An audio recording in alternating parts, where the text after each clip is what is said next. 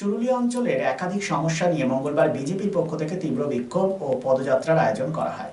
চুরুলিয়ার হাটতলা থেকে শুরু হয়ে মিছিলটি গ্রাম পঞ্চায়েত কার্যালয় পর্যন্ত পৌঁছায়, যেখানে বিজেপি কর্মীরা পঞ্চায়েত প্রধানের হাতে একটি স্মারকলিপি তুলে দেন। উপস্থিত ছিলেন জেলা স্তরের দুই নেতা দেবতনু ভট্টাচার্য ও অরিজিৎ রায়।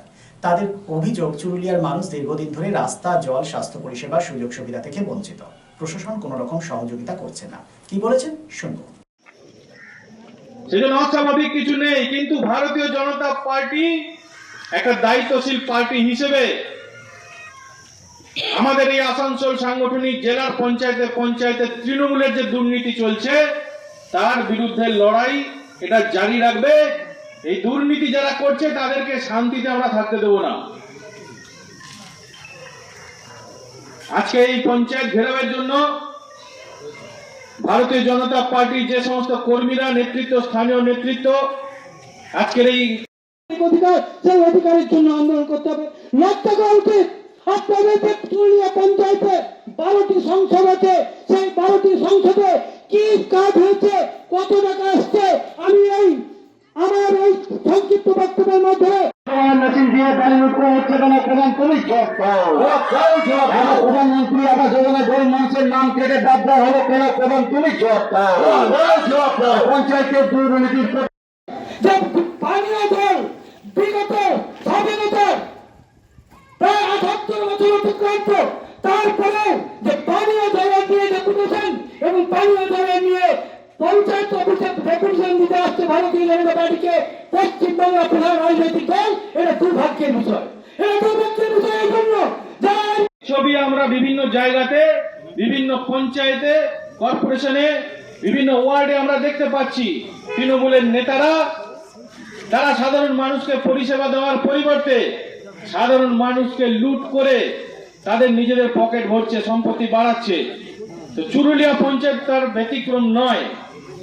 সেই জন্য এখানে যে আন্দোলন হয়েছে, আমি এখানে আমাদের বিজেপি কর্মীদের এবং সাধারণ মানুষকে অনুরোধ করব যে আপনারা একসঙ্গে এসে আপনাদের জানাচ্ছি, অভিনন্দন জানাচ্ছি, ধন্যবাদ জানাচ্ছি এবং তাদেরকে আমি বলতে চাই যে আগামী দিনে এই দুর্নীতিগ্রস্ত তৃণমূলের পঞ্চায়েত তারা যাতে শান্তিতে কাজ না, চুরি না করতে পারে, তার জন্য দফায় দফায় এখানে আন্দোলন করতে হবে, তাদের নামিশ্বাস তুলে দিতে হবে।